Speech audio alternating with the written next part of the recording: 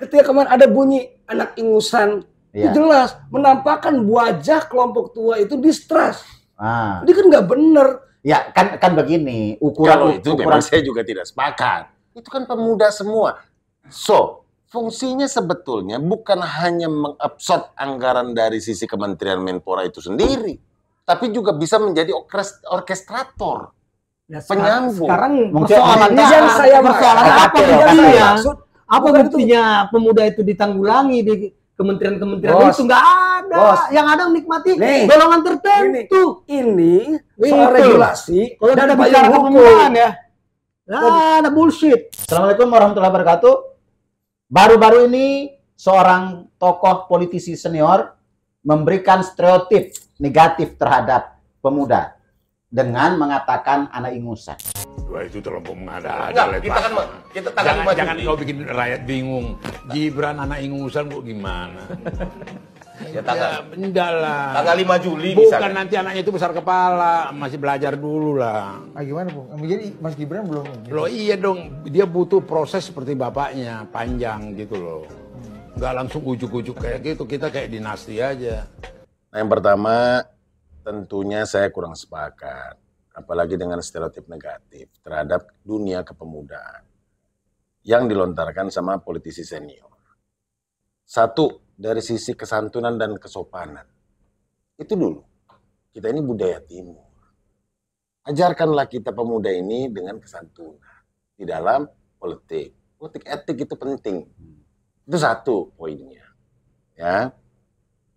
Yang kedua, jangan lupa bahkan di era sekarang ini pun yang menciptakan era disruption, memporak-porandakan model ekonomi konvensional menuju ekonomi modern digital, itu siapa kalau bukan pemuda? Pemuda semua itu.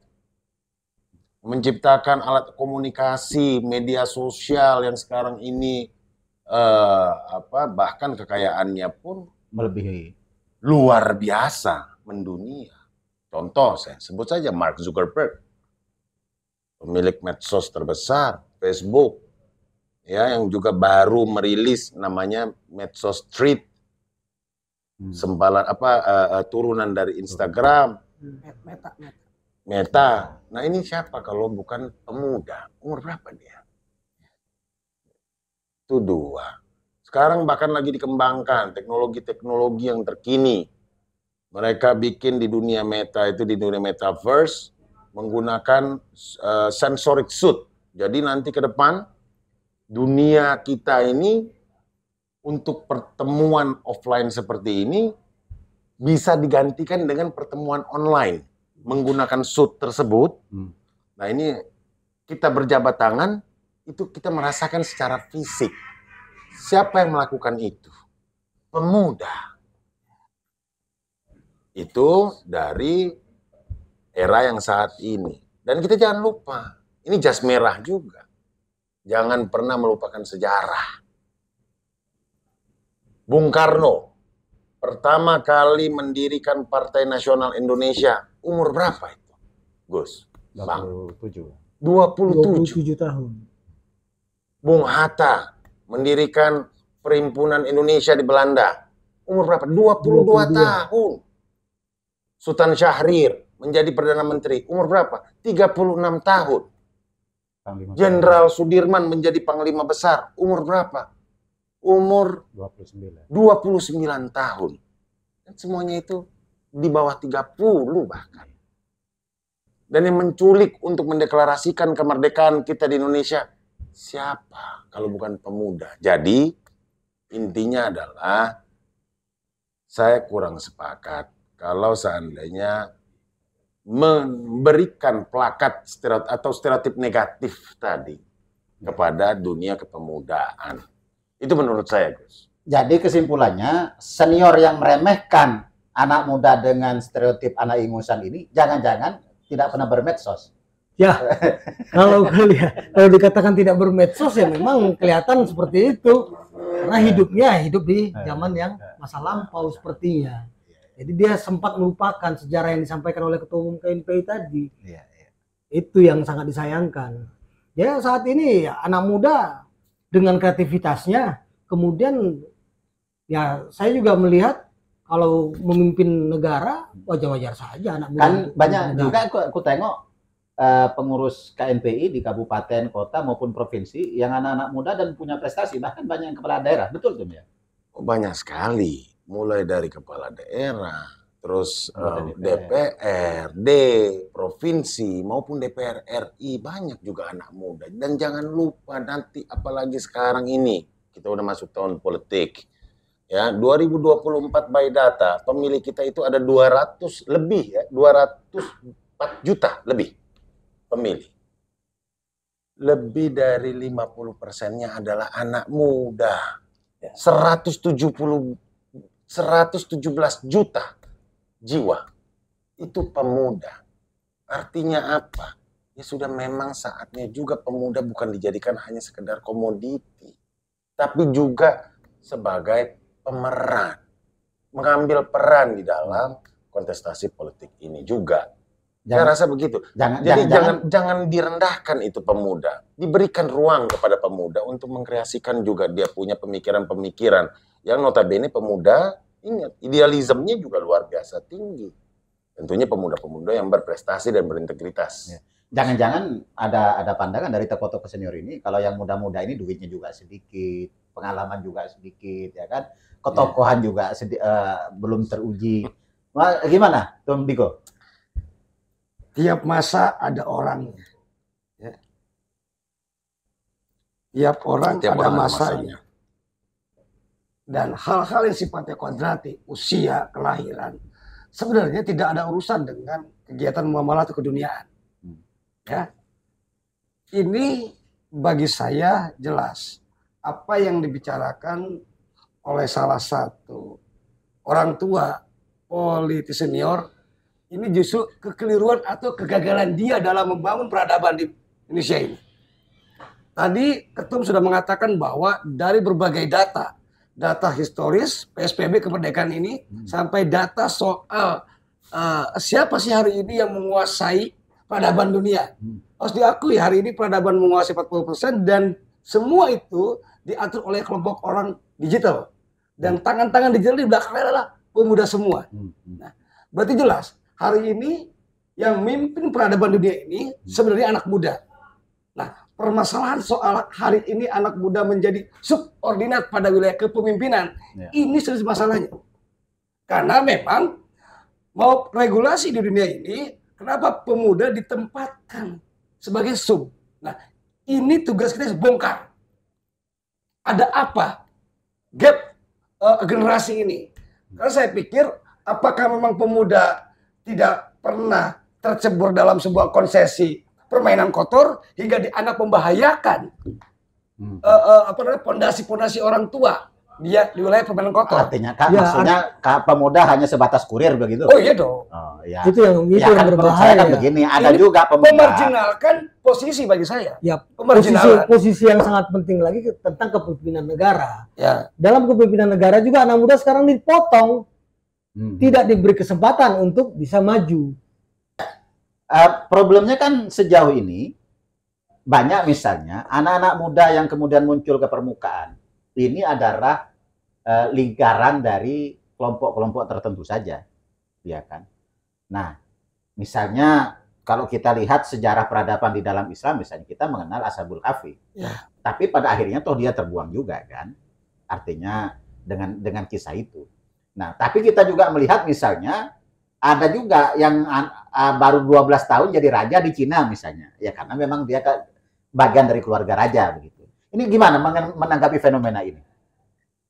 Jelas kalau menurut saya soal kepemimpinan muda yang paling spektakuler terjadi hari ini ketika Al-Fatih merebut Konstantinopel.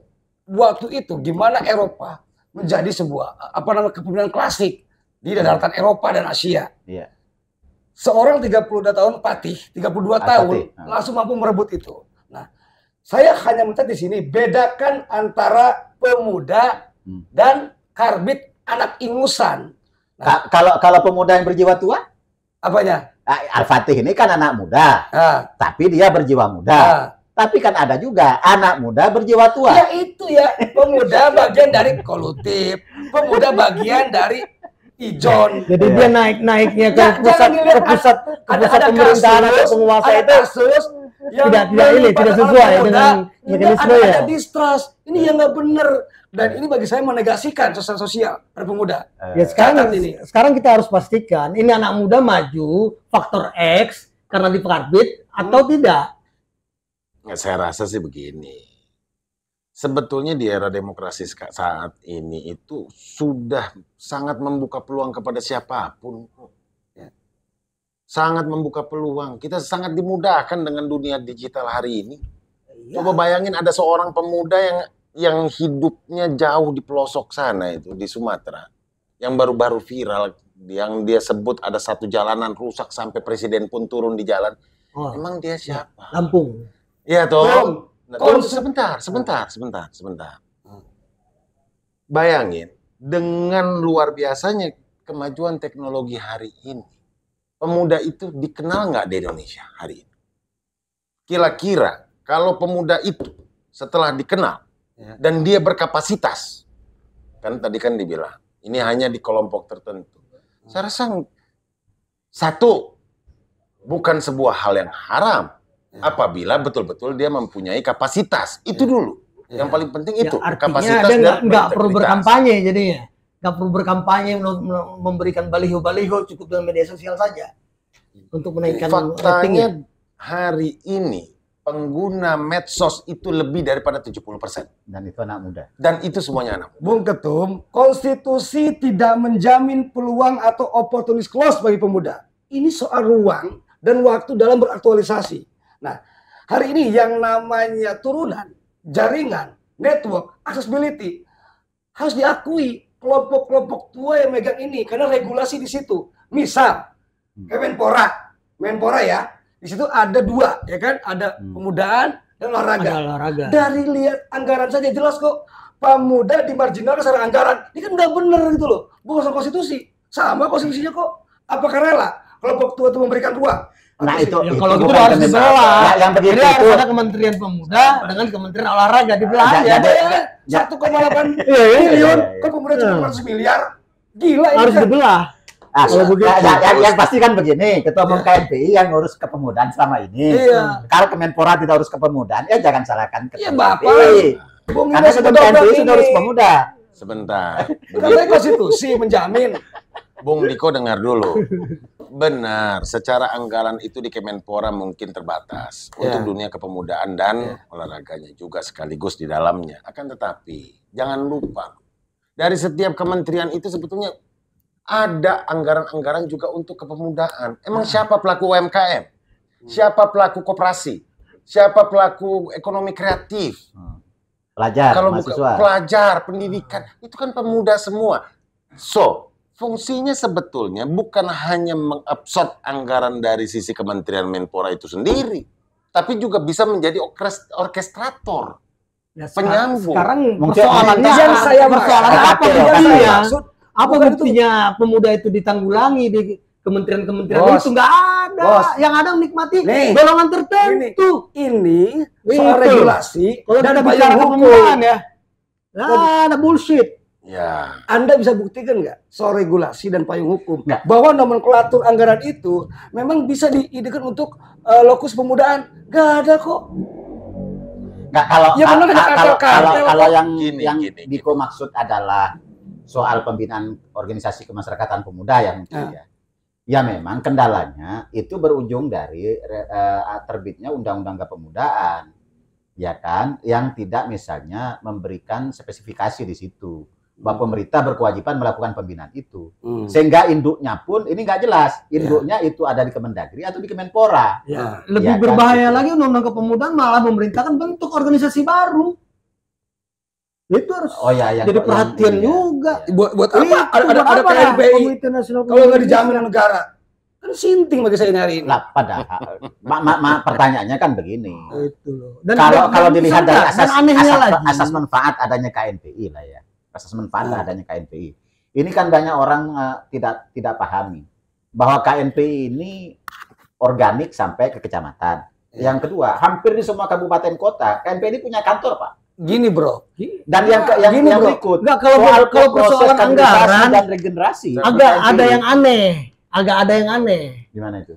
Untuk tingkat nasional, KNPI tidak mendapatkan apapun. payung hukumnya nggak ada. Tetapi tingkat provinsi, kabupaten, kota, mereka dapat dana hibah. Lah, pertanyaannya, Ini kan ya berbahaya. pertanyaannya kan begini. Apakah pemerintah atau Kemenpora misalnya memandang bahwa SK Kemenkumham itu menjadi sebuah alasan untuk mereka memperhatikan KNPI atau tidak? Ya, kalau Kan kita itu bicara regulasi, memang diwajibkan yang memiliki SK Kemenkumham itu yang berhak untuk menerima. Tapi pada kenyataannya, Mbak, Itu. pemerintah nggak peduli lah bagaimana. Gini-gini, Ya, berangkatlah kita jujur. Kan bro pernah jadi mahasiswa kan? Ya, Pernah jadi aktivis KNPI pemuda pernah kan? iya, iya. Pernah nggak satu sisi ketika dalam alam sadar kita bahwa kita ada bagian dari marginal dalam eksistensi sosial ini? Pernah nggak merasa bahwa kita itu marginal? Mau berbuat apa tidak ada ruangnya? Mau buat apa tidak kesempatannya? Kalau punya kesempatannya, aksesnya siapa yang megang? Karena merasa marginal itulah maka Bapak harus jadi pejuang, bukan penikmat. Ya, Ya. Ya permasalahan yang penikmat hari ini harus bagian dari itu kartel-kartel kotor. Silakan Pak berani. Lah, pertanyaannya kan begini, ya kan? Nah itulah makanya saya di KNPI, Ustadz, tadi ya marginal harus dari kartel-kartel kotor dan sebagainya. Saya di KNPI mengusung visi aktivis trainer, Ya. supaya para aktivis ini bukan hanya menjadi aktivis, tapi juga harus mandiri, kokoh secara ekonomi. Segitu. Ini kan idiom baru, aktivis trainer. Oke, ini sekalian saya masuk lah. Kalau tadi masalah Kemenpora dan lain sebagainya, itu saya kembalikan kepada pemangku kebijakan lah itu. Tapi ya ini masukan dari kawan-kawan saya rasa.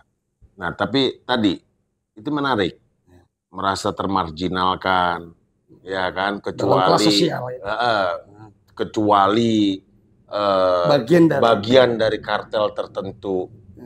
Kenapa mesti jadi kartel tertentu? Sekarang ini ekonomi bebas kok, siapapun, dimanapun, kapanpun bisa melakukan kok aktivitas ekonomi. Siapa jamin accessibility-nya? Bukan aksesnya. Loh, gini ya Ustadz Diko, makanya buka itu medsos. Di dalam medsos itu semua hal positif ada. Di situ ilmu pengetahuan bagaimana cara untuk menjadikan medsos itu sumber informasi dan sumber opportunity ada. Dengan yang dibentuk oleh anak muda yang notabene quote and quote anak ingusan tadi. Dan siapa bilang tadi, kata Gus, katakanlah, oh ini mungkin anak muda disisihkan dikarenakan tidak memiliki kekuatan finansial yang cukup. Faktanya hari ini pemilik-pemilik startup yang besar-besar, baik itu yang unicorn, siapa kalau bukan pemuda? Pemuda. Mereka kok yang bisa meyakinkan para investor-investor itu untuk menginvestasikan uangnya. Jadi sebetulnya kembali lagi kepada kita. Bagaimana cara kita mengupgrade diri kita, satu, sehingga tidak hanya, sorry ya, kenapa saya bikinkan itu, kenapa saya memikirkan untuk menimbulkan sintesis antara aktivisme dengan entrepreneur, dikarenakan satu, kita nggak bisa bohong. Hari ini, mungkin sebelum kita dibebani sama beban kandidasi, beban kehidupan anak istri, beban susu dan nasi, idealis kita luar biasa. Makanya itu kuncinya. Tunggu sebentar. Tapi begitu dibebani dengan itu semua, habis idealis kita tukarkan dengan hal-hal yang transaksional. Nah, makanya harus selain daripada kita beraktivis, kita juga yuk berkreativitas. Yuk kita mandiri secara ekonomi. Yuk kita berentrepreneur, berwirausaha. Ini dua kekuatan yang kalau digabungkan, ini akan menjadi kekuatan yang luar biasa. Karena secara fakta, di Indonesia, entrepreneur masih 3,4%. Oke, itu di sisi ekonomi. Ya. Pengembangan kemandirian dari jati diri pemuda. Yang Politik. kita persoalkan sekarang lagi adalah di dalam dunia politik, kepemimpinan. Kenapa anak muda ini harus kalau di politik karena memang posisinya tarung bebas lah mungkin ya kan. Itu ajang bakar uang. Ya kan, uang yang mau dibakar mungkin dikerucutin, dikunci-kuncinya itu gimana itu maksudnya Bang Ade? Ya, dikunci-kunci kesempatan untuk mengaktualisasikan diri di bidang politik itu sama tokoh-tokoh senior. Sama tokoh senior ya.